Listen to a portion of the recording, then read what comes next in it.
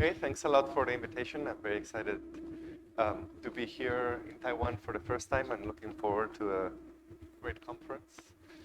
Today I'm going to tell you about some work on this Tidal of numbers, which I'll explain what they are, done with, in collaboration with these fantastic people. Many of them are or will be here, so I encourage you to go talk to them.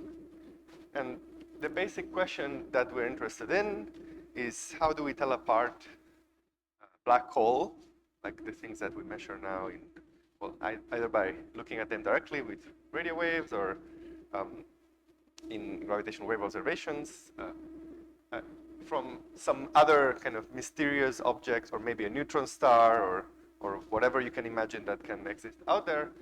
But I'm going to put a constraint, which is that we can only probe these things with frequencies which are much smaller than the inverse size of the object. Okay, so we cannot really resolve. Actually, here we see the black hole more or less, but we're going to look at even lower frequencies and what's the formalism that we can use to understand this. And this is related to the same question for observations, which is what are we really going to learn from gravitational wave observations? If we want to probe the nature of black holes, say GR, or study the equation of state of a neutron star, which are the pieces of information that we can actually measure and hope to be able to test in current and future experiments. And in particular, the longest part of these observations is in spiral phase, which only probes this low frequency. Okay, at the end, they merge. There's something crazy that happens. Then there's a ring down. I think we'll hear also some talk about kind of the quasi-normal modes.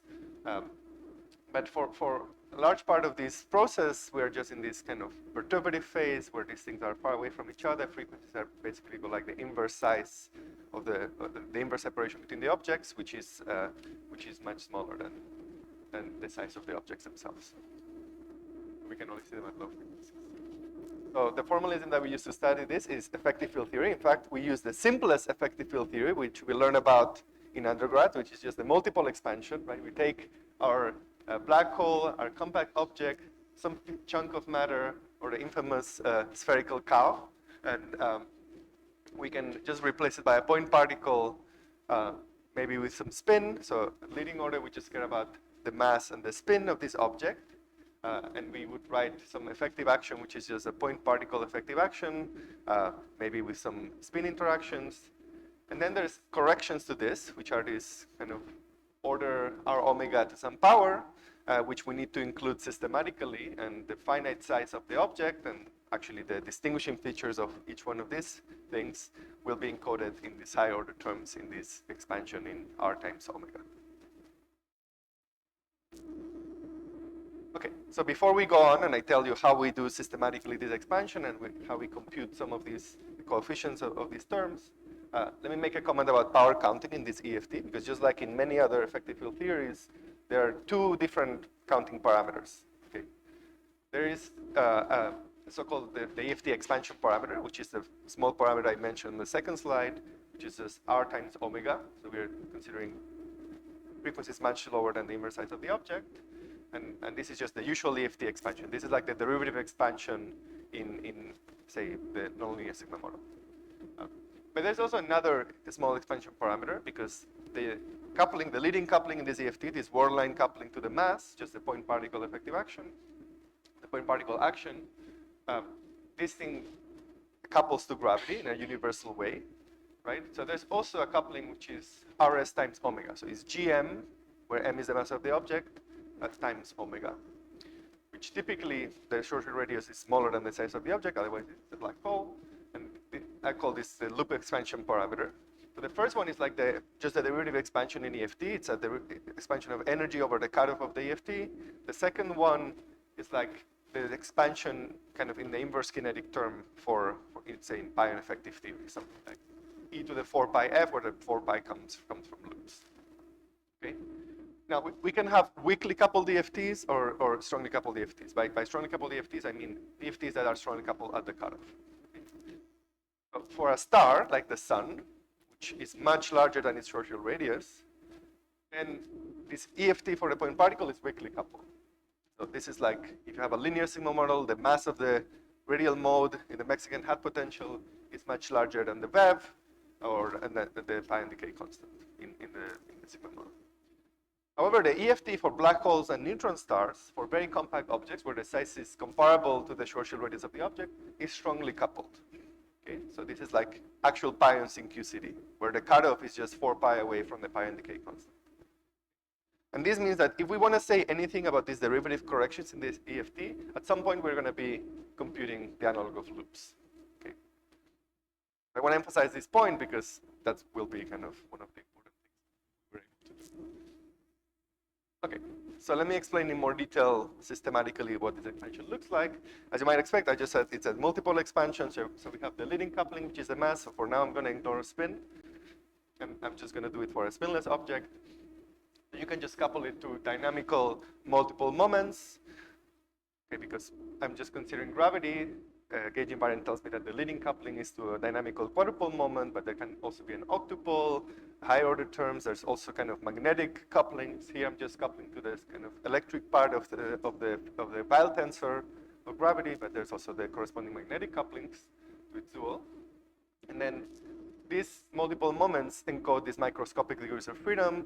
Say for a black hole, it would be the dynamics near the horizon. For a neutron star, it would be the hydrodynamics of the neutron star. Dimensional analysis in the EFT tells us that these multiple moments, okay, they're just like you might expect. The quadrupole moment goes like m times r squared. Okay, so it's literally like the quadrupole moment for the mass distribution of the object. And then there's this QL, which would be some like small parameter, which some dimensionless parameter, which is actually what distinguishes the different objects. But we expect just from dimensional analysis that we can power count these things, and that we can see how small these things can be. However, we don't know the dynamics in general of these multiple moments. We just know that generically they can be coupleless because we expect to encode dissipation and things like that, but we remain agnostic and we'll just be using kind of symmetry and various other things to look at this. Okay, so the quantities that we're interested in are these so-called Tidal love numbers. So what are these things? So let's take this mysterious object. Let's put it in an external field. First, just a static field. Then we ask the question, okay, does this thing deform? So it's like the polarizability of this object if we were putting it in an electromagnetic field. And so the leading coupling would be the induced quadrupole moment as a linear function of the external kind of gravitoelectric field. So this is called lambda 2 sometimes. This is kind of the leading static love number. And you can think of it more generally as related to the two-point function of these multiple moments. Okay, so if I was doing a linear response calculation, which I'll describe next in a little bit of detail, then this would be encoded just by the two-point function of these quadrupoles, which has a low frequency expansion, because I told you that these quadrupoles are suppressed by this R, so I can just expand in frequency. And then the leading term in this expansion would be the static tide, which is this coefficient here, lambda 2. But then there's higher order terms, which are called dynamical love numbers. The ones that are even in omega are conservative. The ones that are odd in frequency will be dissipative, because they're odd on their time reversal. Then you can also power count all of these coefficients and see that they go like m to some power of the size of the object. Okay, so we're interested in this whole function in general. And again, if you prefer, you can just forget about these degrees of freedom, these multiple moments. You can just integrate them out. They will generate some effective action that just couples the particle to gravity. So for instance, in the conservative sector, we'll see that the leading static tide will just give some term that looks like the curvature squared integrated over the word line. And the leading kind of conservative dynamical tide will go like the time derivative of this thing. If we want to include dissipation, you need to double the number of degrees of freedom. You're going to have terms like this E minus E plus dot, which will encode this dissipation. Okay. Now, this leading love number, this static love number that I mentioned in the previous slide, lambda 2, which doesn't depend on frequency, enters as the fifth power of the size of the object. Which means that that's the first time that we'll see deviation. So if we are doing some particular expansion for some compact object, whose size is comparable to the Schwarzschild radius, actually, until we compute things at r Schwarzschild to the 5, we won't be able to tell the difference between the point particle and something else. Okay? Which means that this EFT is extremely good. Okay? This approximation that we use when we compute gravitational waves from objects as point particles is extremely good because this works only fails at very, very high orders in the derivative expansion. Okay, why are these love numbers interesting in general? Once they modify the Newtonian interaction or the potential between these compact objects at the 5th PN order, so there's some correction that many people have looked at, which actually we expect to be able to measure at LIGO. And people have been started putting bounds on this from actual observations or more on the dissipative ones. And also they're very interesting because there's this semi-mystery, which is that in 4 dimensions for Einstein gravity, this leading, well, actually, for all multiple moments, these static love numbers vanish exactly. So they're an excellent possible window into new physics. So if you are very sure that what you're observing is a binary black hole merger, but then you see that there's a modification of the potential or the interaction at this order, then maybe you're seeing something that goes beyond general relativity. Okay, many people have different opinions whether we should expect that or not. Okay, and just very quickly before we move to the more interesting part, how does the calculation of this static linear response go traditionally? Well, we're going to put the object in an external field, so we're going to look at linear perturbations of some, say, black hole spacetime, for instance. We're going to study static love numbers of the black hole. And okay, we are going to have some differential equation, which we take the static limit, so we set omega to 0, so it's the equation for the linear perturbations. Let's expand in spherical harmonics. We have some equation for the radial evolution. Then we input incoming boundary conditions at the horizon, because there's nothing coming out of the black hole. And then we just read off what the solution looks like at large distances. And then there's going to be a growing mode and a decaying mode. So we interpret the growing mode as the source, and the decay mode as the response, just like you would do in electromagnetism. And then the ratio between these two are these love numbers. Okay, and depending on the multiple moment that you're looking at, then you need to look at the corresponding multipolar perturbations. Yeah, I think Vitor is in the audience, who's an expert in this kind of calculations, even though he won't be talking about this. I'm going to get to amplitudes soon. So why do we need to think about amplitudes? Okay, this was a very nice story. It's very well understood for these static tidal love numbers. But actually, if you look at the frequency-dependent pieces, these dynamical tides, in general, they run. Okay? And from the EFT, it's easy to see how this arises, because this EFT actually, it's not UV complete, even though it's completely classical. If you compute some observable in this point particle effective theory at some order, essentially at the order where you expect one of these dynamical love numbers to enter in the perturbative expansion, in the EFT expansion, then you're going to have a UV divergence that you need to renormalize. Okay? And indeed, we find that corresponding to that renormalization, there's going to be some classical running of these objects.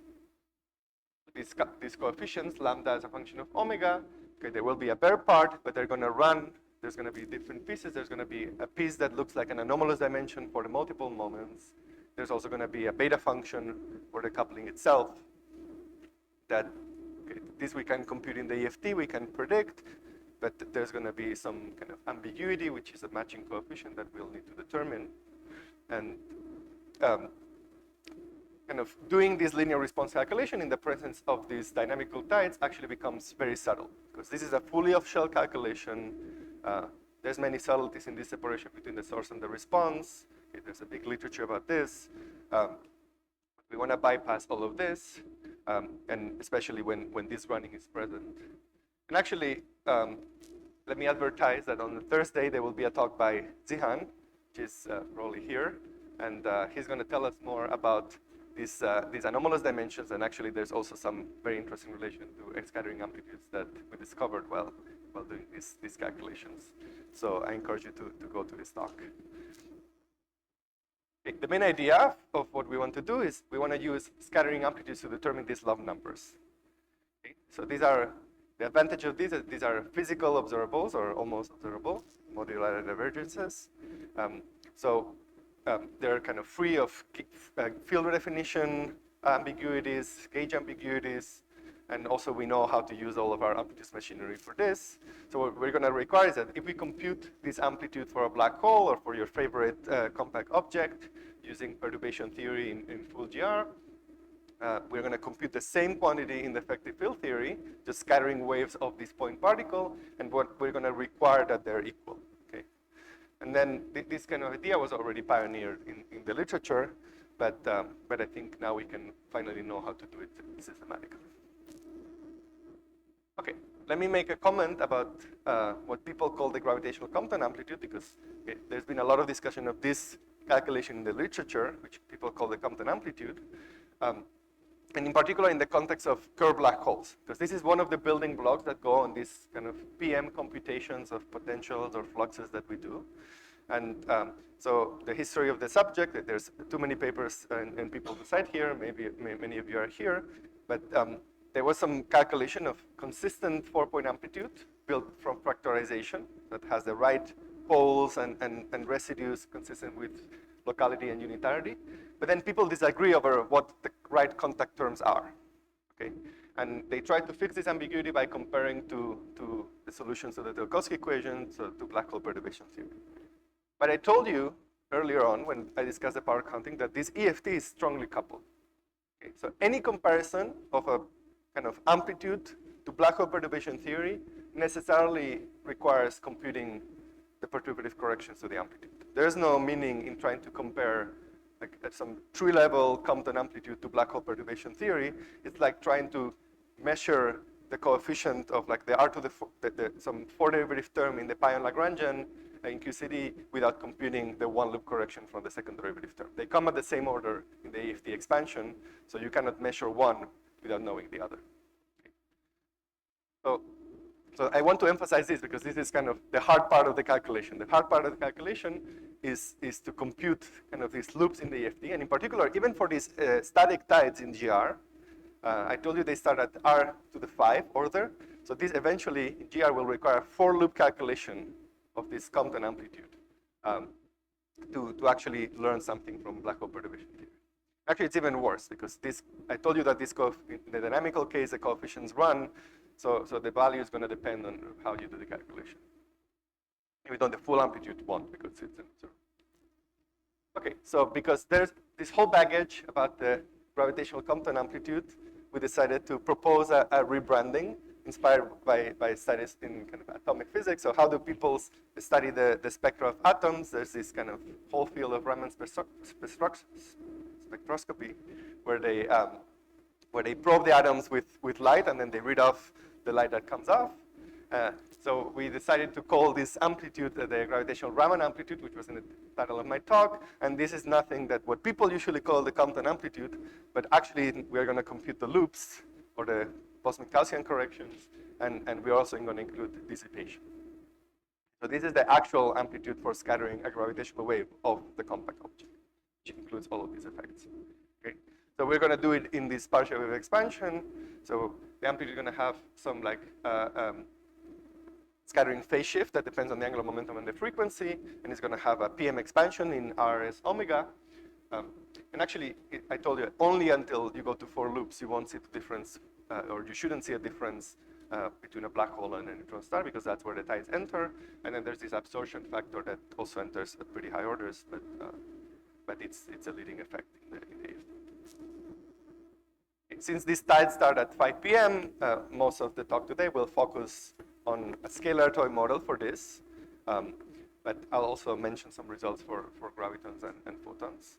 So if you go over this whole story, where instead of studying gravitational perturbations, you're studying scalar perturbations of a compact object, then the leading operators that you can write are things like this. So there's kind of a dipolar static love number, which goes like the derivative of the scalar squared integrated over the word line, and also the time derivative, which is the leading dynamical tide, and there's also a dissipative term. And actually, those come at much lower orders in perturbation theory. Essentially, because there are lower multiples, then we see that even at R cubed, there's a dynamical tidal love number and also a static love number. And for the dissipation, even at R squared.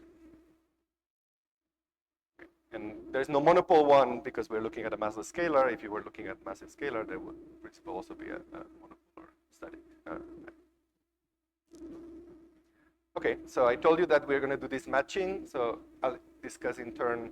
How much time do I have? Okay, so very quickly, I'll discuss the calculation in the effective field theory and then in black hole perturbation theory. So in the effective field theory, we use to construct an integrand first, we use the background field method. So in principle, you could start with the full world line, compute all the Feynman diagrams, but we know the result. Most of those Feynman diagrams are just building perturbatively the Schwarzschild metric, so they just expand around that kind of far zone Schwarzschild metric, and that gives us an integrand in the background field method that actually just looks like a bunch of ladder diagrams plus a bunch of contact terms. Okay, and for graviton, you need to be a bit more careful because there's also the wobble of the world line, but actually in the previous paper, we proposed to kind of integrate out the fluctuations of the world line and give you some effective recoil operator, so you can include all of these effects. Okay, so the integrand is actually extremely simple because it's basically a bunch of kind of iterated insertions of the background field expanded perturbatively. Okay, so it all looks like ladders or fan type diagrams.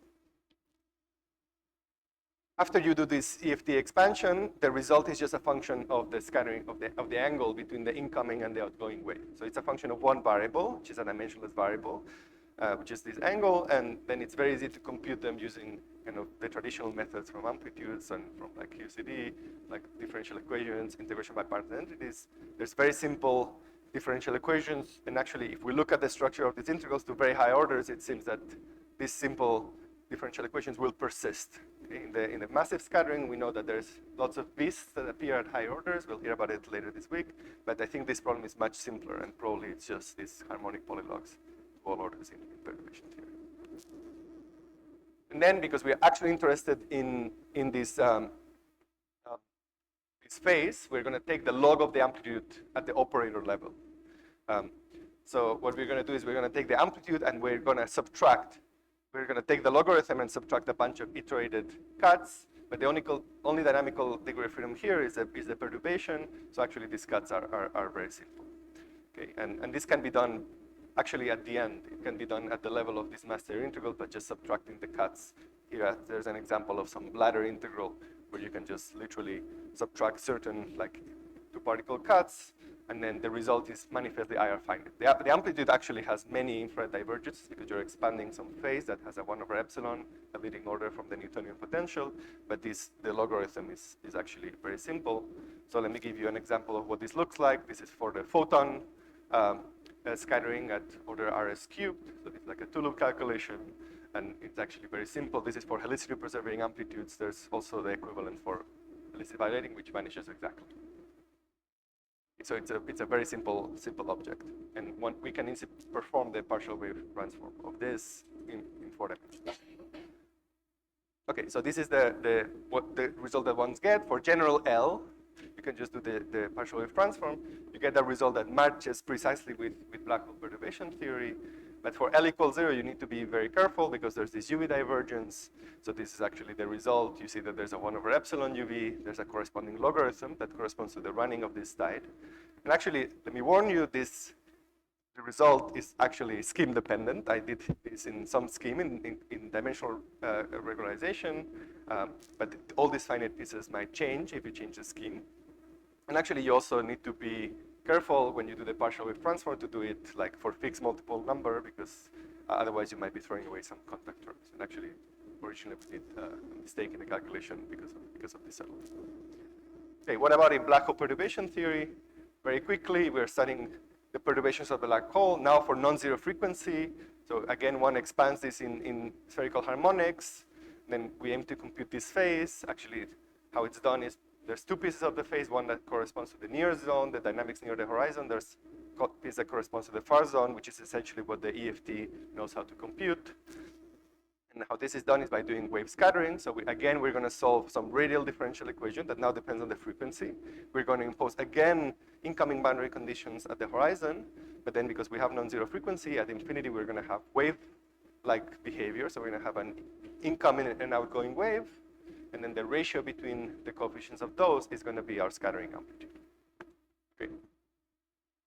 How do we do this in practice? Actually, it's a pretty technical subject, so let me just flash in one slide. There's actually two methods. There's a traditional method. It's called the MSE method.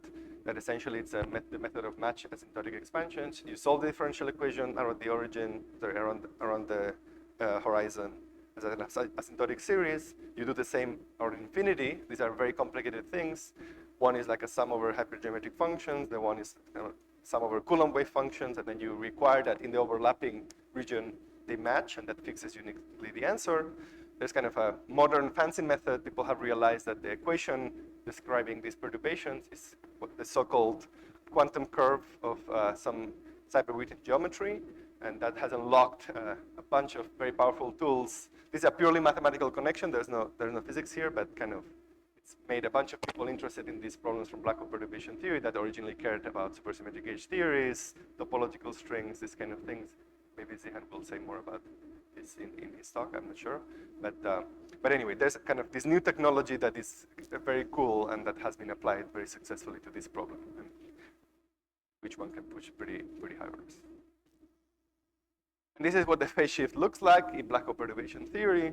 The first line is the same as the EFT, because for generic L greater than 0, we don't expect anything because there's no contact term ambiguity, so it matches precisely the calculation in effective field theory.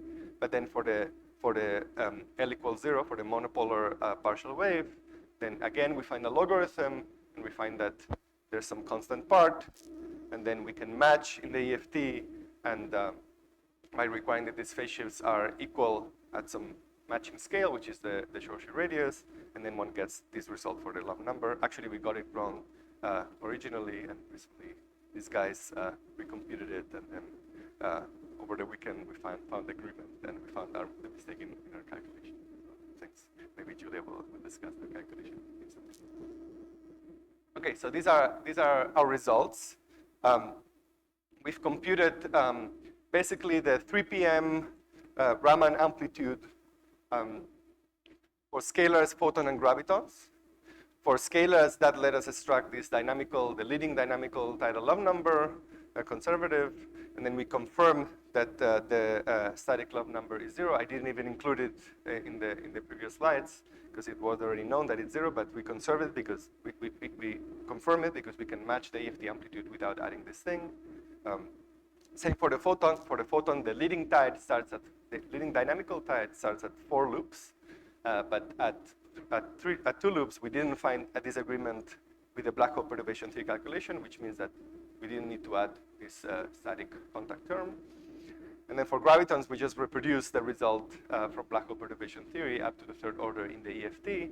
And actually, we expect that the first disagreement will be at 6 loops, which is where the leading dynamical tide, because we also know that the static tides for black holes vanish. Okay, and actually we also match the dissipative part of the amplitude, but I only have half an hour, so if you're interested, you can ask me about it later. It's actually much easier. Oops.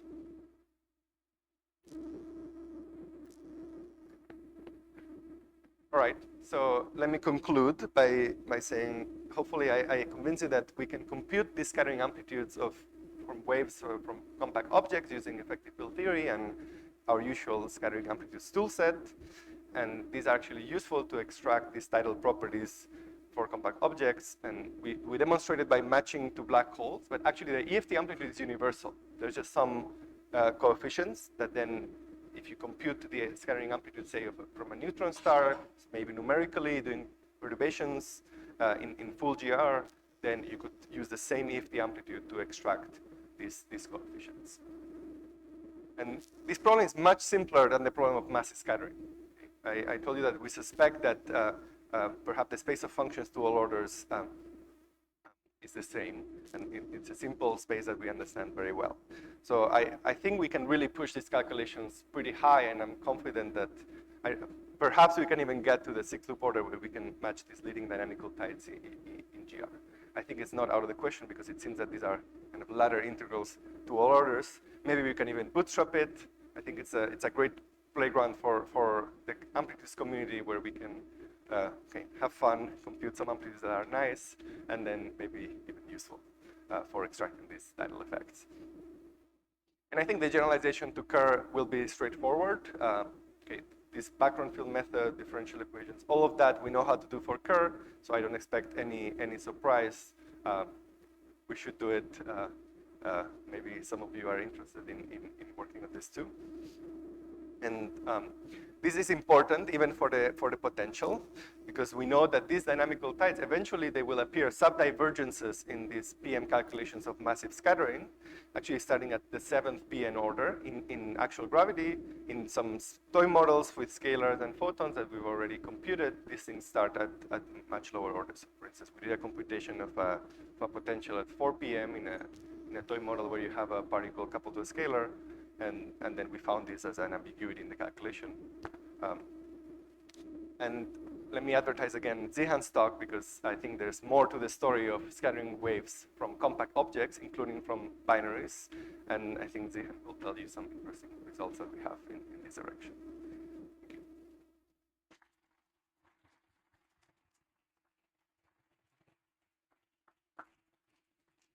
Thank you very much. So we have time for 1 or 2 quick questions in the back.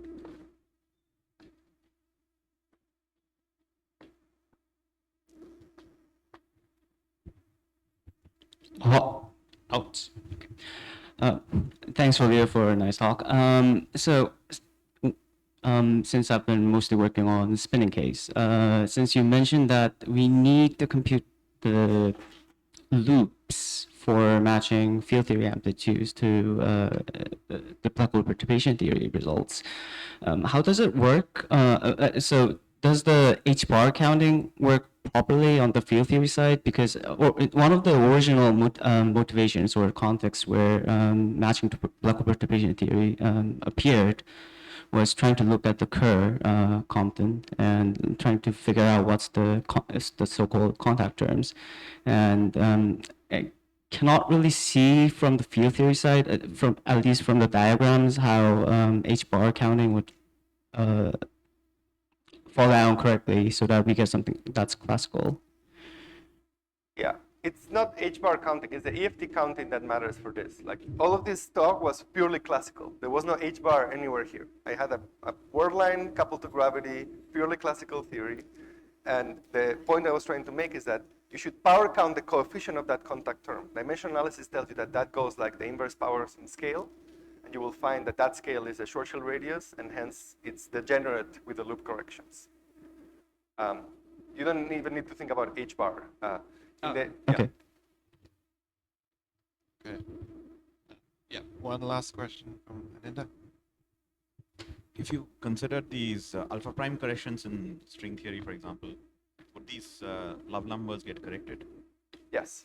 And in particular, in GR, they're not zero anymore. In EFT extension of the GR, they're not zero. All right. So I want to leave enough time for the coffee break. So let's stop here and thank Julio again. So